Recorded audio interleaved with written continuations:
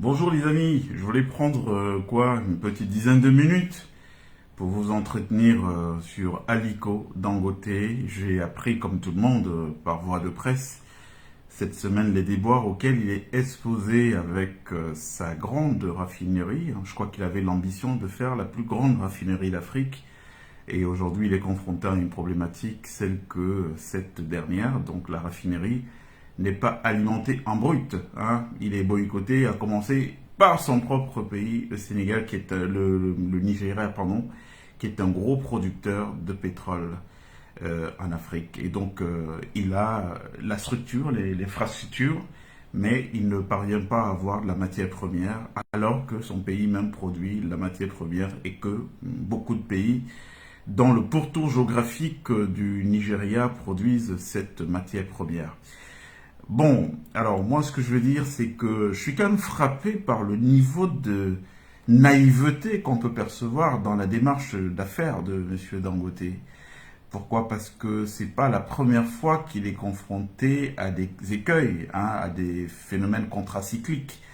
Je me souviens avoir vécu personnellement, en ce qui concerne une autre affaire, au Sénégal, année 2010-2013 par là je crois, où il s'était positionné comme challenger principal de la cimenterie historique locale, Sococim, donc la filiale d'une boîte française, et en construisant une grande cimenterie, je crois que c'était à Pout, sauf que au moment de la mise en œuvre, en opération de cette cimenterie, était surgie de nulle part une querelle familiale portant sur le foncier où était bâtie la cimenterie en question. Résultat des courses, l'une des parties familiales a été en justice et donc on a apposé des scellés sur l'usine, faisant en sorte qu'elle ne soit pas opérationnelle, alors même que pour des business models, des business plans pour ce type d'activité, quand on a recours à des emprunts bancaires, l'échéancier commence à tourner. Il y a un échéancier qui est présenté aux banquiers et cet échéancier tourne. Ils s'en foutent les banquiers de savoir que voilà, vous avez des problèmes, des problèmes. Donc, ce qu'il en est, le fin mot de cette histoire au Sénégal, c'est qu'en réalité, il y a un grand service d'un pays étranger qui a instrumentalisé cette querelle foncière, familiale, pour faire un croc en jambe, en fait, pour saboter le projet Dangote qui était naissant. Et ça traînait, ça a mis beaucoup de temps. Ils ont accusé un gros retard dans le lancement de cette usine. D'ailleurs, la résolution du problème a eu lieu quasiment sous mes yeux chez un aîné, dont je vais taire le nom pour le protéger, qui a réglé cela à l'africaine en faisant asseoir les différentes parties pour parler le langage africain entre Africains. Et puis, espèce sonnante et trébuchante, voilà, les choses ont pu se régler comme ça. Mais quand même, on avait déjà, à partir de cette expérience, la preuve que Dangote pourrait être un géant au pied d'argile. Parce que le tout, c'est pas d'avoir de l'argent, c'est pas d'être les hommes les plus riches d'Afrique. C'est si vous avez une approche paysanne dans le milieu des affaires, alors que vous commencez à toucher à des affaires qui sont hautement stratégiques, eh ben, il peut vous arriver toujours des merdes comme cela. Donc là, c'était le cas du Sénégal. Il se trouve que quelques temps après, j'ai ouï dire qu'au Cameroun aussi, il lançait une cimenterie. Cette dernière a connu exactement la même problématique. Donc au moment de son opérationnalisation, il y a une querelle foncière qui a surgi de nulle part, empêchant le lancement de l'usine. Et donc, bis repetita, puisque le concurrent local qui était l'opérateur historique, donc la Cimencam, une filiale du groupe Lafarge, certainement dû manœuvrer comme il faut, parce que c'est comme ça les affaires. Les affaires, c'est pas le monde des bisounours. L'idée, c'est pas le truc, c'est pas d'avoir la meilleure idée du monde, dire je vais faire une raffinerie. Et là, on arrive sur la question de la raffinerie et le problème actuel qu'ils ont. Pourquoi? Parce que l'idée que vous vous développiez n'est pas forcément, les gens ne sont pas assis, ils attendent de voir et d'applaudir. Oh, super Dangote, encore une nouvelle idée, il va faire une raffinerie.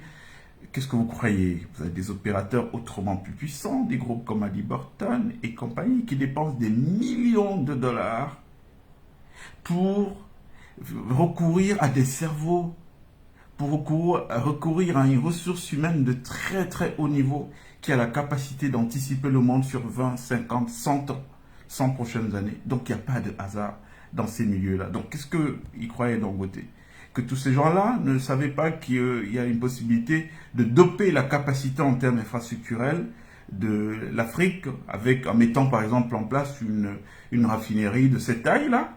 Mais ces gens sont là, s'ils l'ont pas fait depuis, alors qu'ils ont autant de moyens, voire plus de moyens que lui, ben c'est bien parce que ça ne correspondait pas à un schéma géopolitique. Moi, je dis toujours, sortez-moi le pétrole de l'histoire de l'économie classique. Il n'y a pas de marché, le pétrole, c'est de la politique, c'est de la géopolitique pure.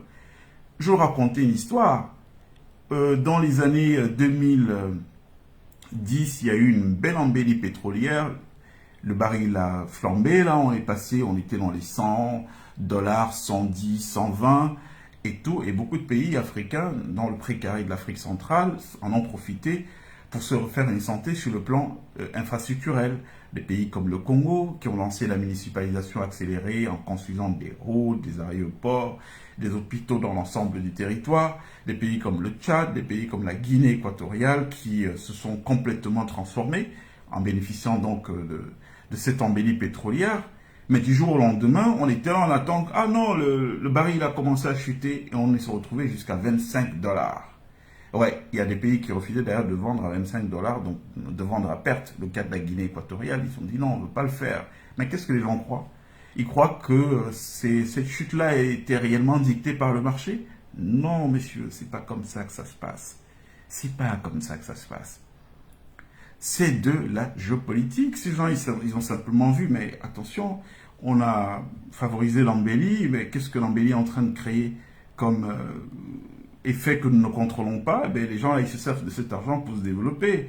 Or, ce n'est pas notre agenda qui se développe. Donc, il faut rapidement mettre un terme à ça. Et comment on met un terme à ça? Bon, allez, on va baisser artificiellement le coût du baril, puisque c'est de là qu'ils puisent l'argent pour construire les infrastructures. Donc, du jour au lendemain, le pétrole a commencé à chuter, jusqu'à atteindre un stade où, en réalité, ça ne nous servait à rien de produire du pétrole, puisqu'on le vendait quasiment au prix du pain.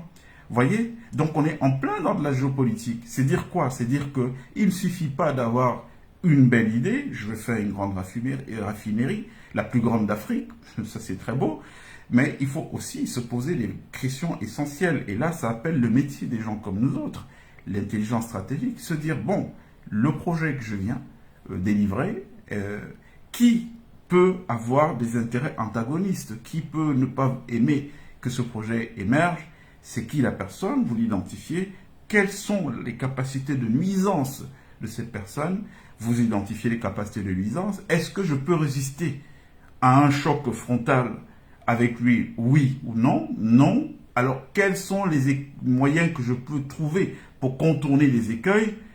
Tout ça doit être planifié dans le cadre de la pensée globale du projet au départ. Et donc, il faut faire travailler tous les métiers.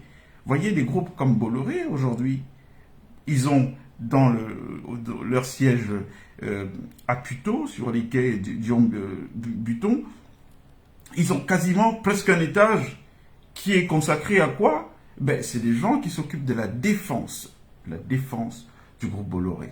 C'est-à-dire quoi? Et c'est pas les pieds de nickelés, hein. C'est des gens de très haut niveau. Vous avez des gens comme Ange Mancini, qui a été patron du RAID, qui a été patron du Conseil de sécurité de la France. Donc, ça veut dire que normalement, il ne doit pas travailler pour le privé, compte tenu du type d'information stratégique qu'il a eu. Mais c'est lui qui dirige cette défense du groupe Bolloré. C'est quoi? C'est des gars qui travaillent avec des services secrets des pays et tout, qui tamponnent les épouses des gens qui décident. Ces épouses travaillent, font de l'influence pour le groupe. Et vous avez l'impression que tout ce qu'ils font marche et tout, c'est un hasard. Mais non! Il y a une vraie ingénierie sociale derrière. Hein?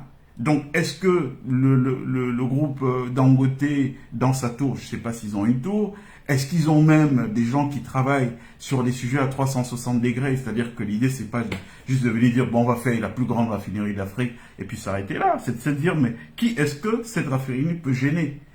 Que pèse cette personne? Est-ce qu'on peut aller en frontal contre lui? Oui ou non? Si on ne peut pas aller en frontal contre lui, comment nous coalisons d'autres forces, même en ouvrant le tour de table de l'entreprise à des gens à titre purement gracieux, parce que c'est des grandes familles, c'est des gens qui ont aussi une capacité de nuisance, pour se constituer un pôle fort? Le problème que nous avons, nous, en Afrique aujourd'hui, c'est que nous ne comprenons pas que la base de tout, c'est les cerveaux, c'est la ressource humaine. Quand vous voyez un peu quels sont les salaires que pratiquent ces gens qui sont présentés en Afrique comme étant des grandes fortunes et tout, vous voyez qu'ils payent les gens dans leur société au lance-pierre, les gens ont des salaires de misère et tout. Mais vous allez où avec ça? Vous pensez que les autres, ils sont fous de payer des consultants des millions de francs, de payer des salariés des millions de francs? Ils sont pas fous, ils n'ont pas de l'argent à jeter. Ils ont bien compris que tout développement qui doit requérir l'énergie, la disponibilité des gens, il faudrait que les retombées soient partagées de manière peut-être pas égale, mais de manière équitable avec toute la chaîne de gens. Vous ne pouvez pas continuer à vous servir des gens toujours comme des esclaves et tout, et imaginer que vous continuerez à être grand. Non, la grandeur, c'est un truc qui doit être mouvement d'ensemble. Vous devez, comme on dit, les Américains disent go up together. Donc, la faiblesse que ont nos grands patrons, nos entrepreneurs africains, c'est celle-là. C'est de souvent vouloir gagner tout seul en minimisant les coûts sur des secteurs qui sont hautement stratégiques. Est-ce qu'il y a des gens qui ont pensé à 360 degrés tous les projets que Dangote essaie de faire en Afrique? Et les gens qui ont la capacité, c'est des consultants, c'est des gens qui font de l'intelligence stratégique, qui savent que même dans ton propre pays, c'est pas parce que tu es nigérian, s'il y a des gens dans ton propre pays qui ont des intérêts avec des compagnies étrangères et tout, mais ces gens-là, ils vont utiliser le pouvoir, la position qu'ils ont pour saboter. Qu'est-ce qu'ils croient? Qu'il suffit de dire je suis nigérian, je suis africain et puis je vais avoir les choses. C'est pas comme ça que ça marche.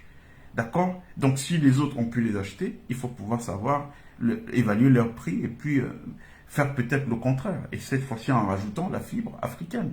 Mais ça se passe pas comme ça. Vous savez, rien que le fait que cette affaire soit arrivée sur la place publique, que Dangote pleure, il n'arrive pas à voir le bruit et tout, rien que ça même, c'est pas un bon message. Parce que pour nous qui sommes initiés en affaires, on comprend qu'on a affaire à quelqu'un de naïf.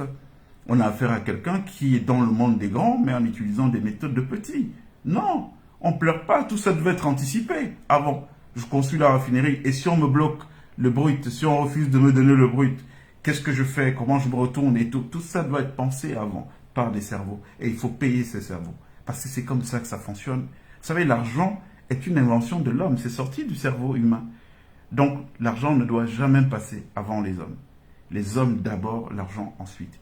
Donc, quand vous avez un patrimoine comme celui de Dangote, vous ne représentez plus tout seul, vous tout seul. Vous représentez un écosystème qui n'a pas le droit d'échouer parce que ça peut créer des déséquilibres.